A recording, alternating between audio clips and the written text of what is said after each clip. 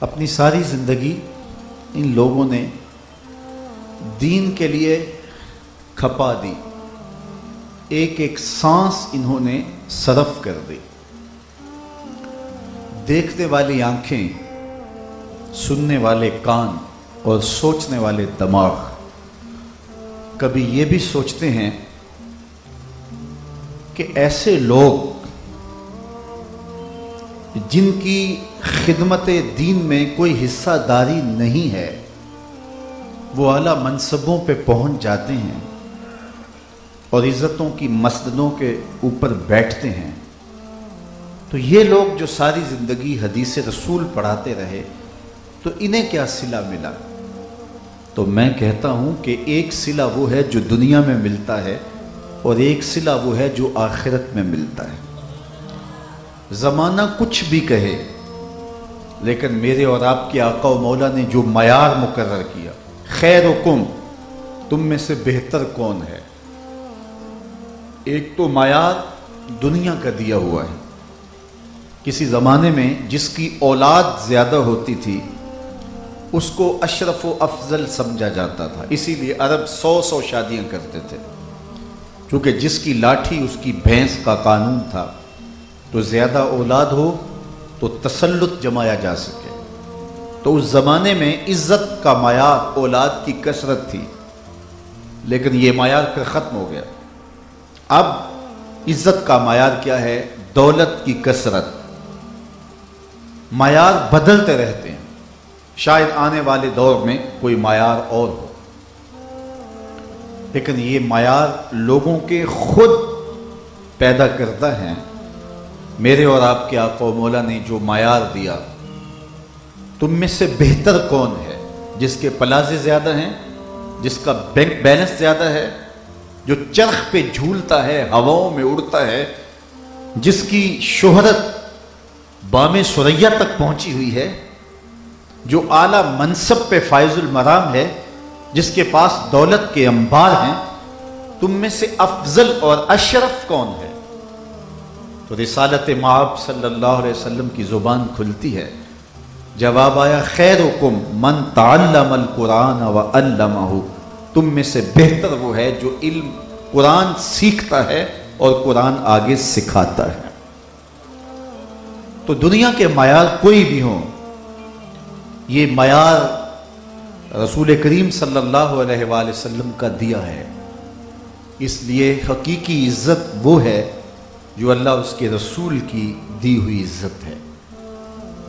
تو علم دین کی مسند کو آباد کر کے اپنی ساری زندگی کو اس کام کے لیے لگا دینے والے ہی سرخرو ہوتے ہیں۔ اگرچہ دنیاوی مال و متاع سے عمومی طور پہ اس راستے کے مسافر خالی ہوتے ہیں۔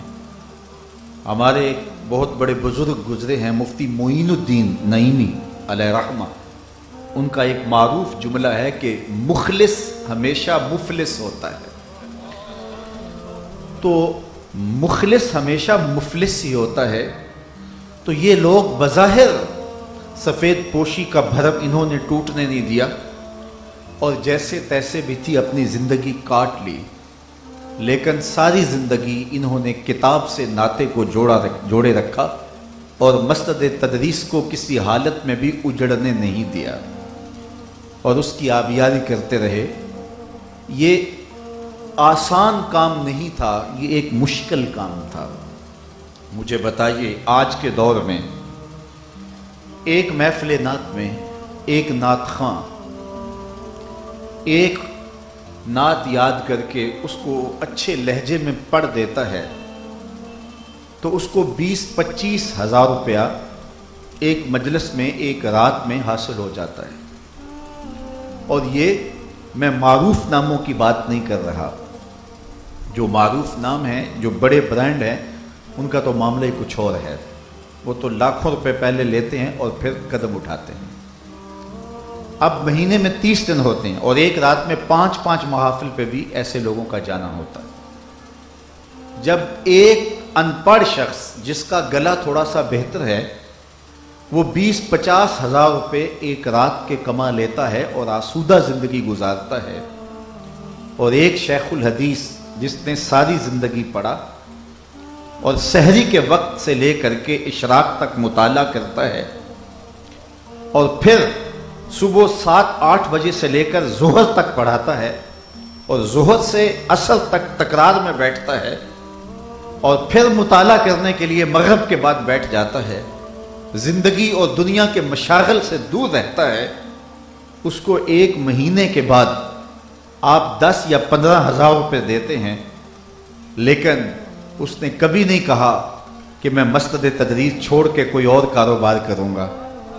वो कहता है कि मेरे बच्चे भूखे रहेंगे और भूख काट लेंगे, लेकिन सारी ज़िंदगी काल अल्लाह काला रसूलुल्लाह के नगमे ही सुनाता रहूँ। और इस दौर के अंदर जबकि एक अच्छा खतीब एक रात में अच्छे भले पैसे कमा लेता है, एक नात खां अच्छे भली कमाई कर लेता है, एक पीरे तरीक़त लोगों की जेबें खाली करवाने का फ़न जानता है, तो ऐसे ज़माने में मुदर्रिस हो या मुसन्निफ, उसकी ज़िंदगी की कुछ कस्म पुरसी किसी से मख्फी नहीं है। तो मैं समझता हूँ कि ये लोग जो मस्जिद तदरीस पे बैठ के अपने मशागिल में फ़र्क नहीं आने देते, और ये इतने लोग जो आज मिंबर महराब पे हैं, ये इनके पीछे यही लोग खड़े हैं, यही मुसन्निफीन, यही मुहक्किकीन, यही मुदर्रिसीन, जिनकी मेहनतों का ये लोग समर होते हैं। तो इन्होंने अपनी आखिरत के लिए, अपनी उखरवी ज़िंदगी के लिए सब कुछ किया होता है, और उसका सिला अल्लाह ताला जल्ला शानहू उनको आखिरत में अता करेगा। उलमा ने इस बात को लिखा है हज़रत अमीर हमज़ा के बाब में कि शहीद जब राह खुदा में शहादत पाता है तो दुनियावी एतबार से उसकी जितनी ज़िल्लत होती है, आज़ाए बदनियाँ काटे जाते हैं, उसे रगेदा जाता है और उसके आज़ा को चीरा काटा और तोड़ा जाता है, तो दुनियावी एतबार से जितनी ज़्यादा उसको तकलीफ पहुँचाई जाती है, अल्लाह के यहाँ उसका दर्जा उतना ही बुलंद होता है। इसी तरह ये लोग जो कसम पुरसी के आलम में दीन के मुखलिस होकर काम करने के भी बहुत सारे शोबे हैं, लेकिन ये शोबा जब खुलूस से इस रास्ते में सफ़र किया जाए तो इसमें बहुत ज़्यादा पिसना पड़ता है, मुदर्रिसीन को, मुसन्निफीन को, मुहक्किकीन को, लेकिन इसके बावजूद वो अपना मैदान नहीं छोड़ते। और फिर जिसके पास ऑप्शन भी मौजूद हों, आजकल तो जो है वो एक पीर बनने के लिए कोई मायार ही नहीं है। आपको किसी महकमे में मुलाजमत हासिल करनी हो तो उसके लिए भी मायार मुकर्रर है कि उसकी तालीम इतनी हो, तजुर्बा इतना हो, उम्र ऐसी हो, सेहत ऐसी हो। लेकिन ये एक ऐसा शोबा है जिस पर कोई मायार नहीं है। जिसे बोलना नहीं आता वो चुप शाह बन जाता है, और जो ज़्यादा बातें करता वो रौले शाह बन जाता है। तो मुझे बताइए कि ऐसे माहौल में जब सब कुछ बिकता हो और ऐसा शख्स कि जिसके चेहरे को देख करके आंखें चुंधिया जाएं, और जो इमामा बांध करके जब घर से निकले तो लोग ठहर के देखते हों, और जिसको गुफ्तगू का सलीका भी आता हो, बात करने का तरीका भी आता हो, अगर वो खिताबत के मैदान में अपना सिक्का जमाना चाहते तो हर शहर में उनकी पजीराई होती, लेकिन उन्होंने सब कुछ छोड़ छाड़ के मस्जिद तदरीस को इख्तियार किया। ये उनकी फिर उस पर इस्तिकामत रही, तो ये उनका वो अमल था।